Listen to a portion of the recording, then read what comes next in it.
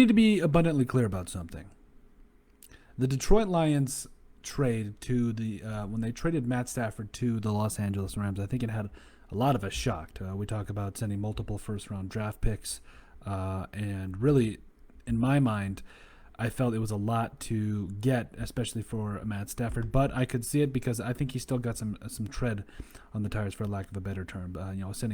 When we talk about sending first-round draft picks, the Rams, that is, sending first-round draft picks from the year, from 2022, 2023, and a third round in 2021, I was a little shocked. But at the end of the day, it was, to me, it made sense.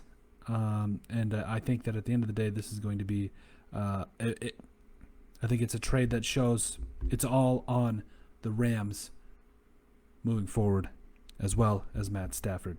This is going to be an interesting trade.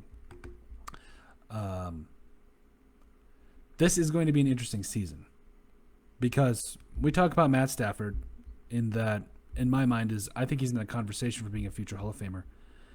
Over 4,000 passing yards this last year, over a total of 45,000 passing yards in his career, 282 touchdown passes, 144 interceptions, basically a 2-to-1 ratio there.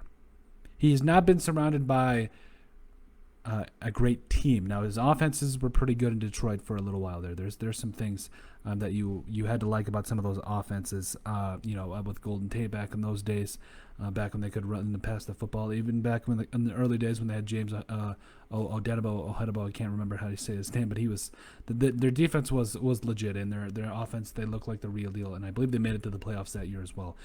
Here's the thing.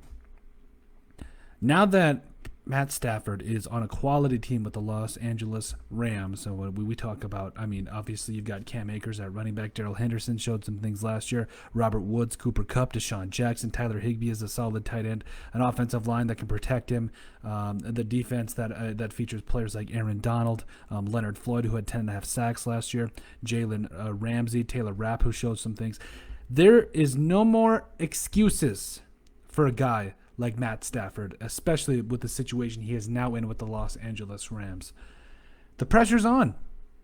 The pressure is on for Matt Stafford this year, and because it really comes down to the fact that being on those Detroit Lions teams when there was talent, but there was a reason to understand why he couldn't get it done there in Detroit, because it's a rough franchise right now. They're figuring some things out. Even though I love the Penei Sewell a pick that they got in this draft, I think there's a lot of things that they're going to do that I believe Dan Campbell is going to bring to that franchise. But I do believe at the end of the day, this says a lot about what is expected of Matt Stafford. The pressure is on. We need to make that abundantly clear.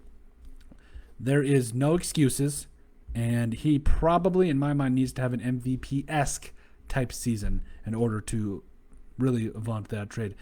And if we're being honest, Jared Goff and Matt Stafford, but comparing the two quarterbacks, I think it's fairly easily to assume that Matt Stafford has, in my mind, has not only had one of the most underrated arms in the entire NFL for a long time, I think he's had one of the best arms in the entire NFL.